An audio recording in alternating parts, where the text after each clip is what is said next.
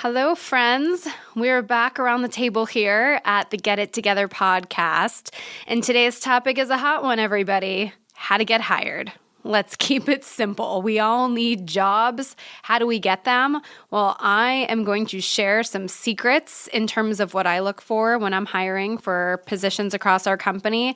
And then I have two experts who are joining me today. We have Danielle Malindi from Click Media Group. Click is the mega brand, or the parent company, I should say, of brands like Who, What, Where, Birdie, My Domain. The list goes on. And then we also have Tanya Luddy, who's actually with E-Trade. So I thought both of these people could provide some really unique insights into what they're looking for when they're doing hiring. And they both have great things to share. So excited to welcome them here today. And we're just going to dive in. We're just going to tell you how to get a job today. No big deal. No big deal. Just how to get a job. We're just going to change your life. Let's get into it. To kick this off, we'll have Tanya and Danielle introduce themselves. Danielle, do you want to start? Sure.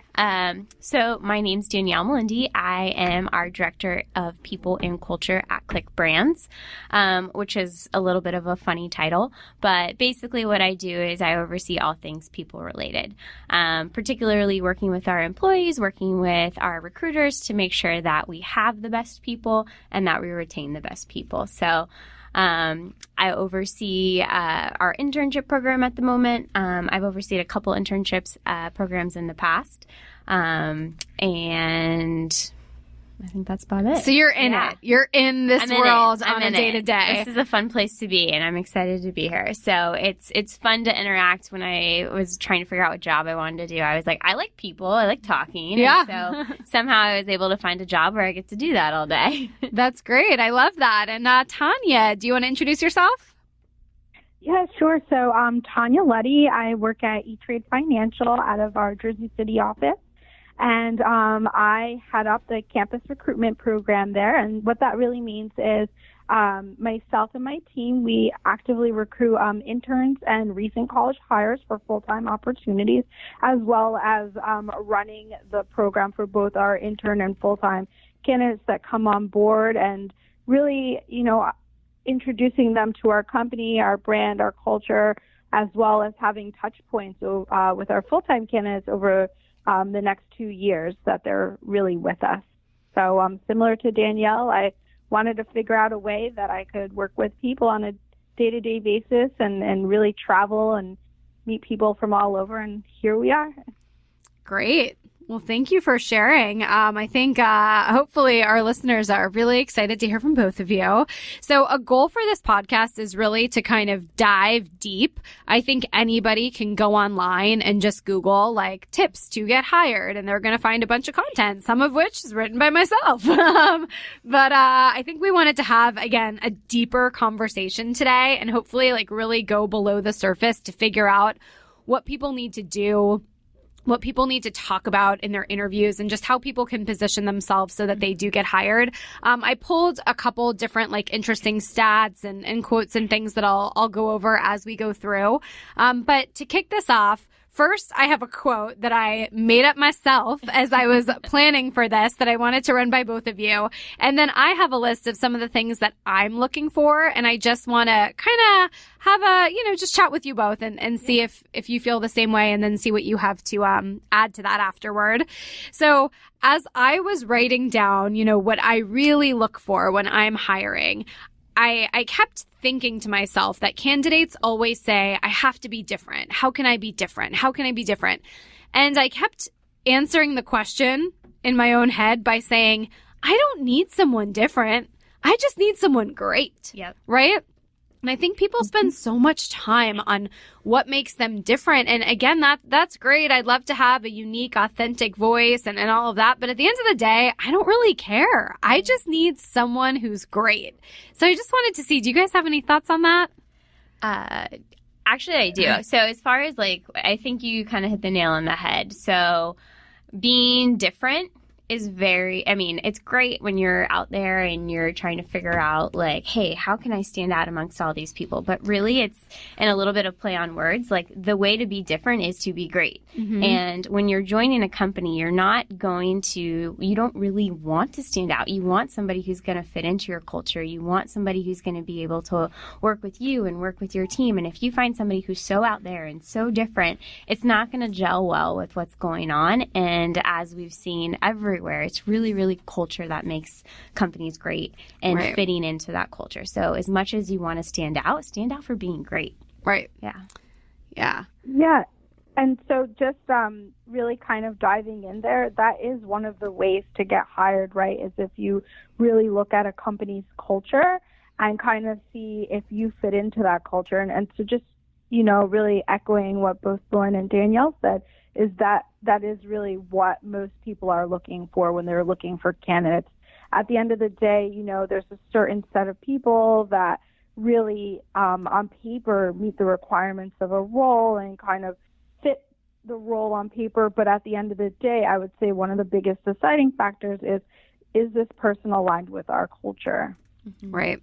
I love that. So we all think that a culture fit is really important. And, so again, I made this list and I put three things here on it. I'll go through them real quick, and then again, we can kind of have a larger conversation about it. So the first thing that I put down was loyalty. Now, I am sometimes I think I should be dubbed like the transparent or the raw CEO because I probably share more than I should sometimes. But, speaking of loyalty, we have someone in our studio here today, Marisol. Marisol's been, she knew I would talk about her, I'm sure. So Marisol's been with me for 3 years, and sadly her last day is tomorrow, which I am secretly freaked out about, but trying to keep it together. But I think 3 years at a small company is kind of all you can ask for. That's pretty rare. I mean, my company's been around for 10 years. We've only had employees probably for 6 years. Someone staying for 3 years is a pretty good amount of time. But finding other people that want to kind of follow in the Marisol footsteps, if you will, and that want to stay and grow, I think that's so important. I've been doing a lot of interviews this week, and a lot of people start the interviews by telling me their passion. They want to be a director one day or a screenwriter one day. And so they're basically telling me that they're a short-term hire, right? And, you really want the loyalty factor. The other two things that I put down, just to kind of go through this list, one is readiness. I want someone who's just ready to go, right? I don't care that they know how to do every single thing perfectly. I just want someone who's ready to do it and do it with a smile on their face. I mean, as the CEO of a small business, I always say I'm the person that sits on the floor and stuffs the gift bags when I need to. And you kind of want those people on your team who aren't going to stop and think, wait, do I personally want to do this today? No, it doesn't really matter. I mean, there's plenty of things that I do all day that I don't personally want to do, but I don't even think that way. I just do it because it's in, the best interest for the company and the audience and all of that.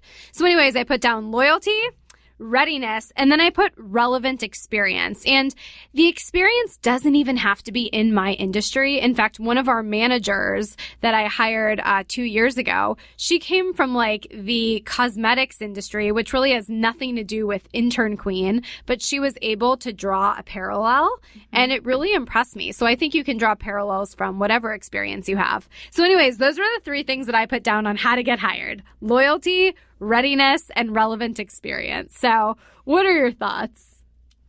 So I think, on all of those different things, they're definitely important. And I think when we look at loyalty, I'll start there. Yeah. There's something, and our candidates out there right now are just a different type of candidate. I think they're always going for the next step and always looking for the next thing. Yes. What's out there and kind of getting to, you want to cross the finish line before really having the experience that gets you there.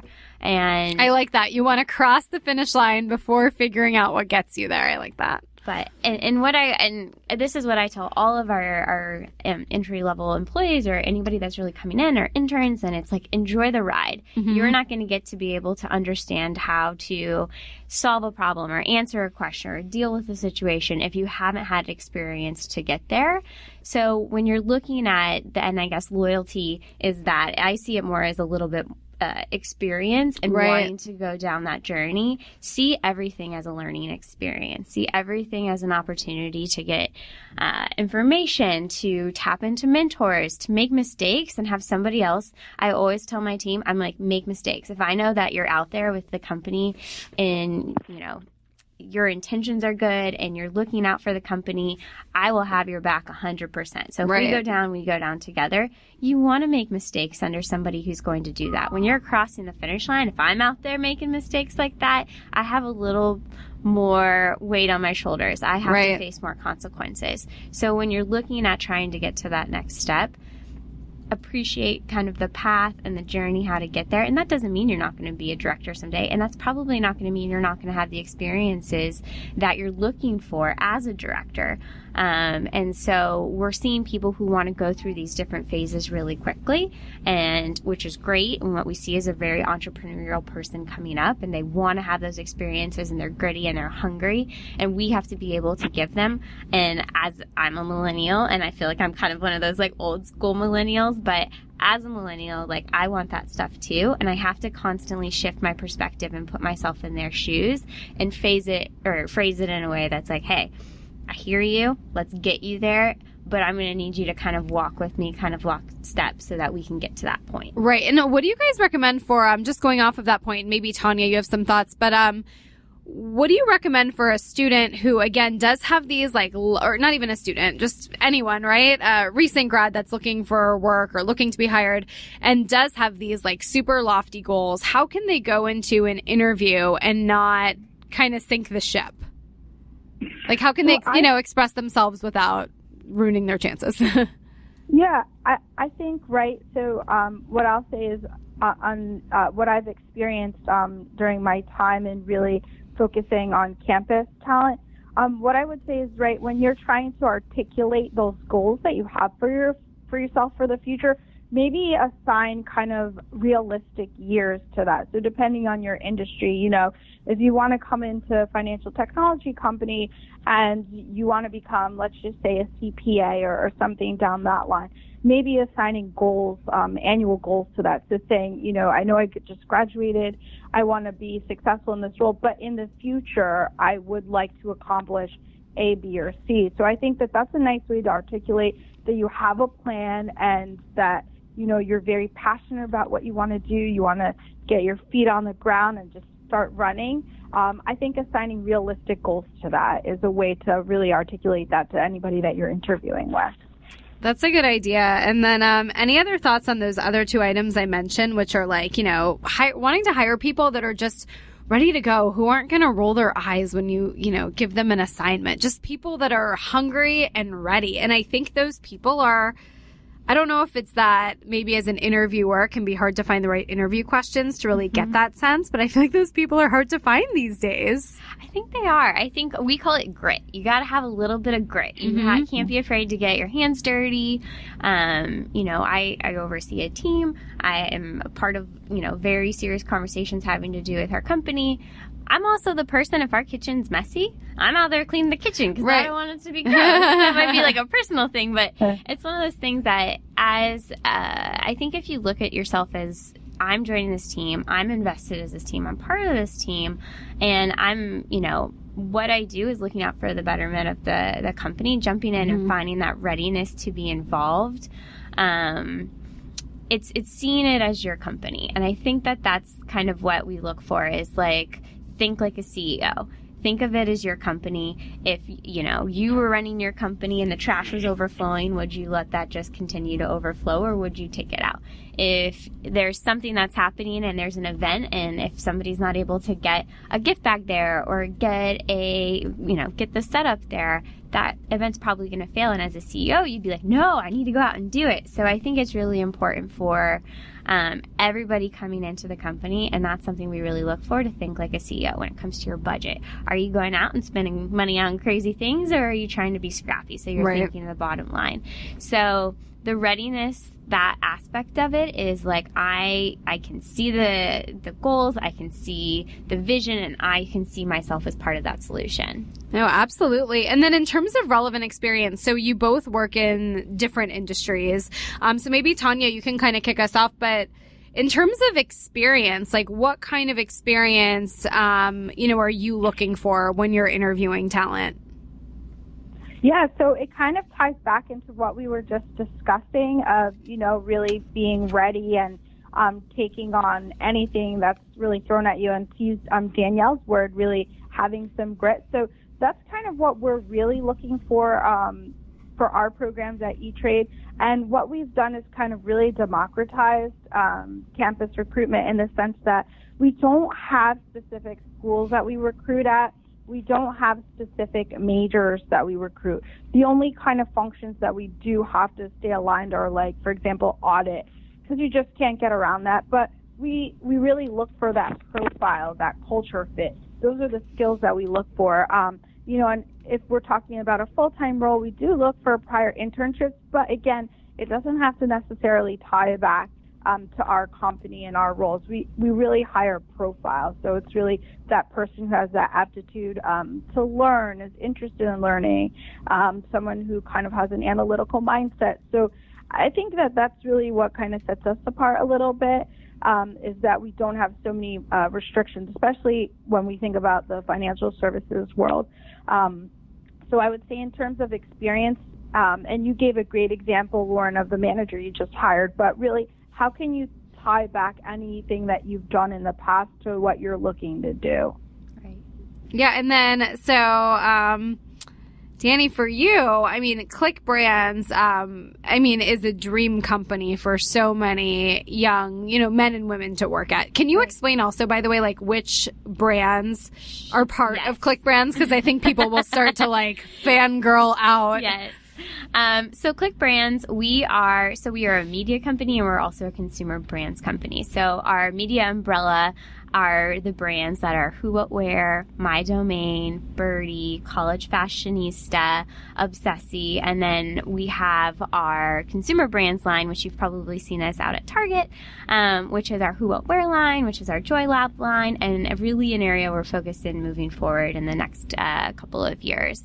So Click Brands isn't very well known, and I usually have to go back and be like, oh, have you been to Target lately? That's where we're at. So those are our different brands. And what was the other part of the question? No, I was going to ask you, it's like, I think that was part of the question. But so what do you look for when you're looking for hires? Because I know so many of our listeners would die, to work for a company like yours. So, and that's very flattering to hear. And that's something that I really love about working at Click, is really the people that we get to work with and the things that we get to work on. They're things that I'm passionate about, and really things that our employees are passionate about as well. So we look for really a core profile. And we want to find somebody, as I said, we really go back to culture, and we look for that gritty person. We look for a lot of potential.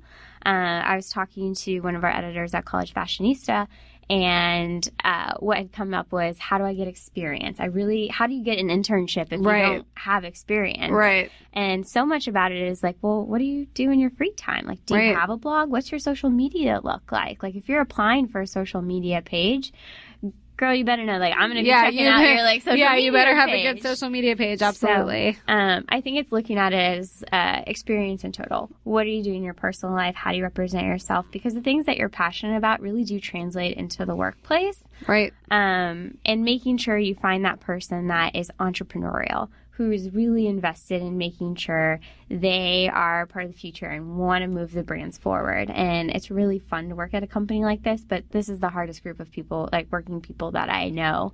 And they come to work passionate every single day. And I think that passion really brings them, it gets them in the door, and it keeps them there as well. Yeah, absolutely. So we've talked a lot about, I love how the word grit has come up a lot. That's amazing. And we talked about loyalty and relevant experience, and just kind of being ready. And Tanya, I thought that was a great point about kind of setting out your goals in the in that interview, so that you come across as ambitious, but not, to your point, Danny, you're not crossing the finish line before you run the race. So, what are we forgetting? What are some other things that you think are crucial for people that just want to get hired, and maybe people who feel like, I'm going from interview to interview and just hitting a wall? So I think sometimes there's a spackle effect, like you throw a lot of things at the wall and hope that something sticks. My advice is if you have a position that you're passionate about, and if this is the one job that you want, and I always say, like, hey, go out and find those 5 jobs that you would die to have and put your effort there. Don't apply to the 20 different jobs. Go out that there you don't care about, right? Exactly. Or like, don't put in like a half trying to get those things. So it is a full-time job trying to get a job. And, if you apply online and stop there, chances are you're probably not going to get it. So reach out to the hiring manager, send a cold email, reach out to the HR person, try to connect with them on a personal level, figure out, do your research, make it apparent that you're going to put in your time, during the research process to be a good candidate, which also translates to I'm going to put in the work and the effort as an employee to be a good employee. So I would say, if you're looking for a job, and I know it can be frustrating, and I've talked to my friends before and they're like, I've applied to all these places and nothing's working. A, I think you're either applying for the wrong jobs. B, I think you might need a friend to kind of set you straight and say, like, right. Hey, like, if you're applying to this many jobs and it's not working out, maybe you're saying something or coming across in the wrong way, or maybe your salary expectations are too high. Maybe you're in the wrong field as far as you're applying for this type of job, and maybe the level isn't correct. Right. So I think kind of having that gut check. I think that's a great point, and I love that you just said the gut check, because that is what it is. And Tanya, what about you? What are some things that, again, if you had to, tell that person who's listening to this in their car or on the airplane right now and thinking, oh, why am I not getting hired? What would you tell them?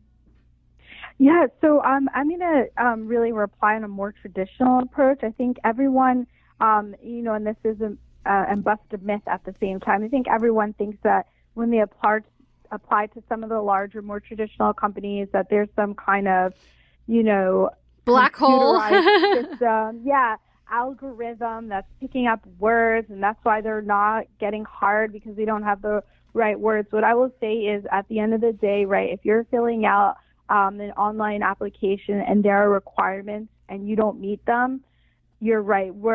Actual human reviews that, and we're not going to open your application. So I would say, on top of everything that Danielle just mentioned, really look at those requirements. Yes. Do you meet those requirements? If you don't, you're just essentially, at the end of the day, you're wasting your time. No one's going to look at your application. And then if we're really focusing, you've made it to the interview, maybe you need to think about, what you're saying. Practice in front of a camera or a mirror, or kind of, as Danielle said, really a friend who's going to gut check you, be blatantly honest and say, well, you're coming across very negative in your interview, or you're not really focused on that specific role. Absolutely. And as you guys were talking, I wrote a couple things down. I kept circling the word gut check because I think it's so on. And I loved your advice about the salary expectations, because I do think that's important. And I think even before you have certain interviews, a lot of people go to Glassdoor.com. And if I could tell you, I sit in so many interviews, I don't know if you guys have, where someone will say, well, Glassdoor.com says that I should be making this amount of money. And I think the problem is that usually Glassdoor is tied to position titles.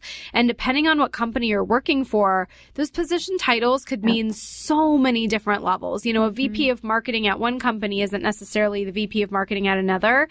And so I would encourage you to have real conversations with people who are close enough to you that you can ask about, salary expectations and, for that size of business or whatever it is. So I do think that's really important. Some different things that I wrote down, the full-time job mentality, right? Your job is to get a job.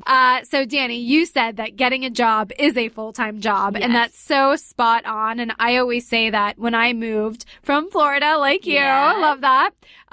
When I moved from Florida to Los Angeles, my job was to get a job. And I remember I lived in West Hollywood, and there used to be a place in West Hollywood. It's not there anymore. It was called Romans.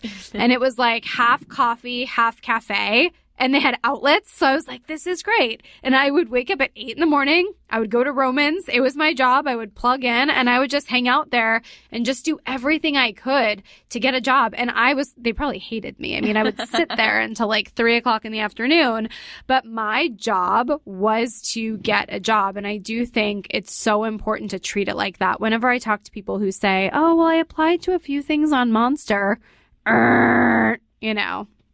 nothing's happening there. So a couple other things I wrote down, and these are some basics that you probably could find online, but when I'm looking through resumes, because I'm hiring for about 3 positions right now, when I see a generic cover letter, I automatically think, does this person want to work for me? Did they mean to apply here? Am I one of 3,000 resumes, which I probably am? I think that spelling errors in your cover letter, not calling the company name the right thing. Another thing, what do you guys think about this? I think people need to figure it out and make themselves available. When I have an interview scheduled with someone and then they push the interview on me, I'm just kind of like, well, punctuality's not, Right. Not a thing. What do you guys think about that? I think I get things come up, and I get Right. that they're last minute, especially if you're working or Right, you've if got, you like, have another job or something. I Right. understand, and it's difficult to try to schedule everything in. So I try Right. to be as optimistic about the Yeah. situation as possible. But what I don't think candidates always know is that I've got 5 people lined up for you to meet. Right. And there might be important people, and it might be the only time that I can get you lined That's up a really to good talk with point. The them. only time when they can meet. And Yep. so I will try to accommodate to the best that I can, but we need a little bit of flexibility, or at least a little bit of notice. So if you have an interview on Friday and it's Monday and you know that something's going to come up, and on Wednesday you find out, let me know Wednesday. Don't let me know Friday, because then I have to go back and say, oh, sorry, VP of marketing, this person can't meet with you. And then guess what? The next person who can meet with them is likely the person Right. they're gonna hire. That they're going to hire. Yeah. Absolutely. And let's see. So we have this list here of it's from the U.S. It's from U.S. News, and it's 9 insider tips to getting hired. So I'm just going to read some of these, and let's see if we've already covered them. So one, okay, we didn't talk about this yet. One is interview body language. That's interesting. Tips to get hired, body language. Now, so many interviews over the phone. Well, we do first round interviews over the phone. Do you guys do over the phone or in person? We actually leverage digital interviews. Ah. I would say that people who are way too relaxed, if you don't have the content to back up kind of that body language, we'll probably just skip through your video. What I would say is we don't mind people who talk with their hands. I mean, there's a lot of people that talk with their hands. That's fine. It's not, it's not that. I'm doing it right now, but it's not that distracting. But definitely people who are really slumped over, or and we get it. Sometimes it's tough by the way you have your camera positioned, whether it's on your computer or you're leveraging a cell phone to do it. But I would say people who are slumped over, or just way too relaxed, maybe with their hands behind their head, and that's not a good look. But we do look for people who try to be as engaged as possible while they're recording themselves. Yeah, and it does make a difference. I mean, even in person, when someone's sitting across from you and they're kind of sunken in and kind of shy, Right. You are wondering, do I need to shake them? What, is this how they would act, when they're sitting at our front desk? Right. What is this going to be like? Right. And I think, it's kind of a full package too. Your body language, I would say, is 80% of your communication style. So the words that you're saying, if you're there, I'm a really happy person, and then you're sitting there and everything about you is oh gosh, that person's having an awful day, or I don't think they're very happy. Right. It can be pretty contradicting. So I think even more so, think about how you're sitting, how you're saying things, the pace of your voice. Sometimes it's hard. I have friends that get so nervous during interviews, and it's people understand that. It's not awkward when I have to make up things to talk about all the time. It can be really awkward. Right. So take a breath, understand, like, we get where you're coming from. Even say, I'm sorry, I'm really nervous. We'll kind of cut the ice, or is that how you say it? Break the ice. Yeah, break the ice. Break the ice. So I think that it's that. It's also making sure, like, there's something to be said about, like, dressing up and being in the mindset for that. Yeah, dressing to impress. And sometimes, like, if you're in a phone interview, if you're sitting there in your pajamas or your workout clothes, it's a little hard to get in the right mindset. So right, and kind of feel the part. Yeah, put on a nice outfit. Like, make sure that you're in the headspace to be able to talk to somebody. You want to feel profesh. Exactly. I like it. So some other things that this list has on it, two more that I want to point out that I think are great. One says, good resumes answer this question. What did you accomplish in this job that someone else wouldn't have? And the other thing that I like that they put down is that you want to match the job description. So I always think putting accomplishments on resumes is a great thing. And then also with matching the job description, something that we talk about a lot at Intern Queen is that the job description sort of gives you the answers to the test. So when you're prepping for your interview or even putting together your resume, customizing your cover letter, go through that job description with a highlighter. They're telling you exactly what they need. So it's your job to speak to experiences that are relevant or to take whatever experience you have and try your best to make it sound relevant. Do you guys agree with that? That's actually my biggest advice when I talk to people who are looking for jobs. I say cut and paste that job description into your resume and make sure that it's applicable to you so you can speak to every single part. And that's where it's like also making sure like you're customizing each resume to the company that you're applying for. Right. It's absolutely the guide to getting hired. It's because they're basically telling you this is what I'm looking for. And when it comes to specifics, the more numbers and the more concrete facts that you could put in your resume, the better. If I say I'm a really good salesperson, but then I follow it up, and I guess the comparison would be I've sold blah, blah, blah, blah, blah in this amount of time, and I've won this award. So I always say stick with specifics because specifics, A, it gives your recruiter something to talk about. Yep. And B, it also puts some context to the stuff that you're doing. Yep. Absolutely. And Tanya, what do you think? So I definitely agree. One thing I'll say about the cover letter, I know you both said that you read them. I would say in our space, we don't read cover letters unless it's a career changer. And what I mean by that, I'll use myself as an example. So my undergrad degree is in hospitality, but I really wanted to get into kind of the HR field, so I went back to grad school.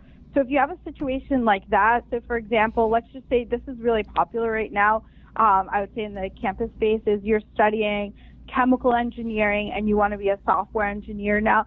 That's when we really read the cover letter because we're trying to find out why it is you want to switch. But other than that, to be very candid, we actually don't read cover letters. And I think that's really good to know. Maybe I'm the only one that's like opening the random attachments. Like, do they really want to work for me? Right. Everybody says ask questions after the interview. I totally agree with that. However, I feel like the questions need to be relevant to the position that they're applying for. And there's a time and place to ask me, like, when I started Intern Queen and why I started and, like, where do I see the business in 10 years? Questions like that are okay. And, I talk about my, beginnings all the time online everywhere. But in an interview, I want to talk about the position. I want to hear about them. I love when people say, what are the challenges of working at this company? Or what's the company culture like? Or can you describe a day in the role as an assistant at your company? Because that's, to me, on track, right? I think that every college counselor has told somebody coming through their office, you need to ask questions at the end of an interview, which is great. And I really appreciate that because what they're trying to say is you need to this is a two-way street. You're interviewing them as much as it has to be a fit, right? The thing that I think is missing is it needs to be relevant. It needs to have context. It can't be a waste of time. And the questions that I get asked over and over, I was like, these are the 3 questions that are so generic and I can answer these. But to be honest, like if you read our website, you would probably know what that is. Or if probably get all kinds of questions like about who, what, where, and all of that. I mean, interesting questions. And kind of it's a check the box thing. Like, oh, what's your favorite thing about working there? Yeah. And, I have lots of favorite things about working here. But, I that's not the most relevant thing and probably for you too, that's not the most relevant thing about our interview. Yeah, it's not going to help me get to a decision. Right. So I would say ask smart questions, but also ask questions that show you've been listening to the conversation. And if it's something that you really care about, make sure that it's something that you bring up. So I always want to point out, like, this is a two-way street. You need to make sure that this is the right decision for you, and also make sure that you're asking questions to really, as you said, what's a day in the life like? That's an amazing question because it, A, gives the person who's interviewing so much context about what's going to be happening if they get the role, and B, also makes me feel like you care about the role rather than just, why do you like working at Click? Yeah. So. Absolutely. And Tanya, what were you going to add? Yeah, so I was going to add similar, but something that we find really impressive is, typically when you go on an interview, you get the names of the people that you're going to be interviewing with, and we think it's really impressive if you've kind of done your homework and you're able to ask questions about that specific person. So, for example, say you're going to interview with myself, you can ask specific questions that pertain to the company. So kind of like, if you've been in this role for this much time, and I've seen you've had the opportunity to really grow with the company. Can you talk a little bit more about that? Right. That shows that, you've done your homework, you're really interested in the role, and you're also, right, we talked about this earlier in the cast, but if you have a plan to kind of move ahead to a director role, as an example, it kind of, you're articulating that, but it also shows interest in the interviewer that you want to see how they did it, and you can actually learn from that what their timeline was like. So something that Marisol and I'm just putting her on the spot all day today, but something that Marisol and I talk about a lot, and we just talked about it yesterday, is distance. And I'll give you two examples. So we get a lot of resumes from, students and recent grads that live in Alabama or Minnesota or wherever, and they're trying to apply for either internships or jobs in LA. And I think it is different, internship versus job. I think with an internship, usually we'll say, if you can make sure that you write going back to cover letters, a cover letter that clearly says, even though you go to University of Alabama, you're going to be in LA from this date to this date. Like, if I knew the student was serious about being in LA, I would probably pass that resume on.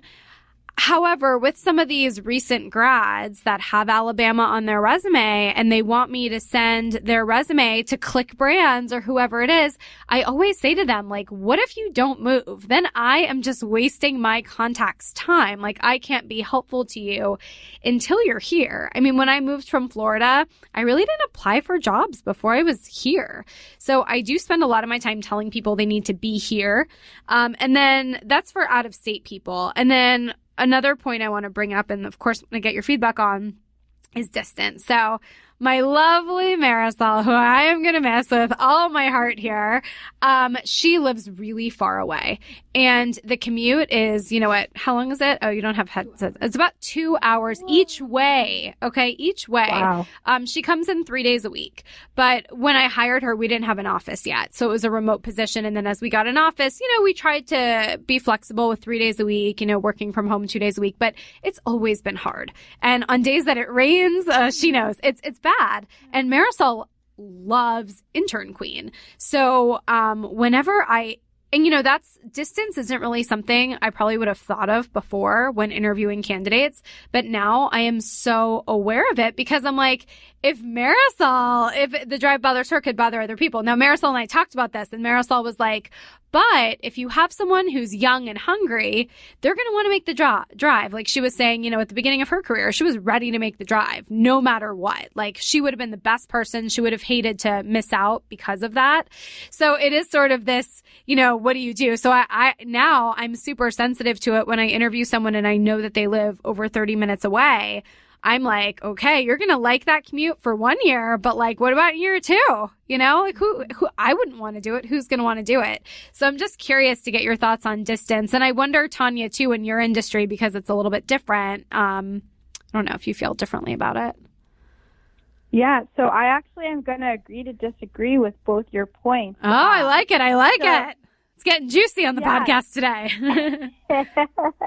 So the first thing, in terms of out-of-state people, we actually in the campus space are telling people not to put their address on their resumes for a variety of reasons. One, right, it gets into discrimination from a socioeconomic perspective. That's interesting. That's number one. Yeah. And then number two, right, again, that touches back to your point of distance from location or being somewhere. It minimizes their chances. But most of the candidates are really serious about, having new experiences and moving somewhere. So I'll tell you, we had a candidate who is from Utah. We have an office in Utah. She really wanted to work in New York City, the metro area, so to speak. And so she's been with us for over a year now. She loves it here. She loves to visit her home, but she wants to be here. And if we have overlooked her because of where she came from, then we wouldn't have this great kind of new analyst that brings a different perspective that's not maybe so East Coast centric, so to speak, or the normal candidate that we get. And then in terms of distance, I don't know if this is, a regional thing or not, but I would say people in the tri-state area here in the East Coast, I would say an hour and a half is like the normal average commute time. Right, because I agree. I think it's kind of the norm, right? I have cousins who commute from Jersey on the train every day, but I do feel like there is a difference in LA, especially when everyone's driving in. But I hear you. Exactly. I know what you mean in terms of that East Coast commuter mentality for sure. Yeah, I was just gonna say LA doesn't have the public transportation that we have. Like you can't come from Ontario, California into the city. Like there's just nothing to take. Yeah, but I love your perspective though, Tanya, and I love that it's a unique perspective, and just how you're talking about like if you overlook someone based on the location, you really could be missing out on the next Marisol. And Danny, what do you think about that? I agree with Tanya. I'm actually one of those people. I moved from Florida. I got a job offer in Santa Monica. Oh, from Florida. Look at that. I went out on a whim on an interview, and they said, "Can you be here in 2 weeks?" And I said yes. And I moved my entire life across the country. I didn't know a single person in Los Angeles. I found an apartment on Craigslist. Thank God they weren't serial killers. And I made it happen. And so I think for those people, it definitely shows that you're willing to do what it takes. And we see that at Click a lot. From interns to full-time, people will move to where the job is. So I don't think it's as big of a concern for us, just because we've had a lot of proven success with it. And the advice that I give to somebody who is trying to find a job out of state is, to Tanya's point, take your address. Take the address off. I think that's a great point. And so panel, what's your advice for me when I'm not worried about the out of state thing, because I'm not looking at that so much, but when I'm talking to people that I know I'm not talking about like a Los Angeles commute. I'm talking an hour and a half commute in LA traffic, and they say they're eager on the phone, they're not that eager. That's a rough one, right? So I agree with you on the commute thing. So that's actually when I worked at Cornerstone on Demand, which is a software company in Santa Monica, and I worked there for about 6 years. And that was actually one of our top reasons for turnover was commute.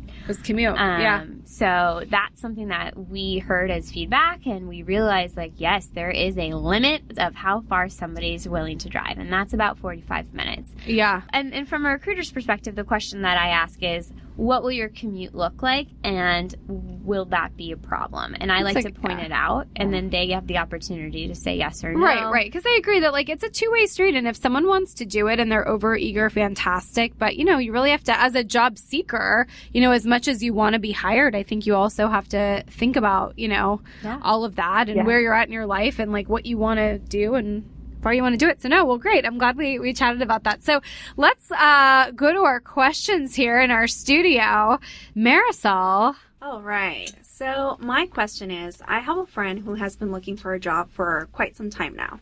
She applied to a position and she went through a first round interview and then got rejected. The position opened up a year later again, and I encouraged her to apply, and she's hesitant about applying. Should she apply? Would you interview someone who you have interviewed before if you post the position again? That's a great question. There could be a lot of things going in play there, but I always say yes. Like, what's the worst that can happen? I haven't re-interviewed candidates before because sometimes the job changes. The position might have gotten filled. It might have not become a priority. The situation could have changed, so you never know. And something that I've suggested too is always email the hiring manager and say, hey, I saw this opportunity become available, or the recruiter, whomever they spoke to, and say, I saw the opportunity come available. Is this something that I could reapply for? Sometimes in application tracking systems, you have to check a box and it might like auto filter people who've already applied before. So that's why I do think like it's worthwhile to reaching out. And if I always appreciate when recruiters, I always ask my recruiters, make sure you give them some feedback so that they close the loop and it's not just like, you were great, but no, because that really doesn't give you the opportunity to fix anything or to like have anything to really go off of. So reaching out to the hiring manager or the recruiter and just saying, hey, I'm really interested in this opportunity. I saw it become available. And hopefully they would say either yes or no at the get-go. So awesome. Yeah, and Tanya, what do you think? Would you interview the same person again if the position was reposted? I definitely would, but one thing I would say right to that friend is next time they're declined, if possible, I would send an email to the recruiter and just really ask if they could provide any constructive feedback so that if that job does become reposted in the future, you kind of have a leg up and you know what you need to work on maybe. All right, that wraps up today's episode of Get It Together. Hope you guys like that and really excited to bring you even more stuff. Stay tuned and we'll be back next week with more episodes.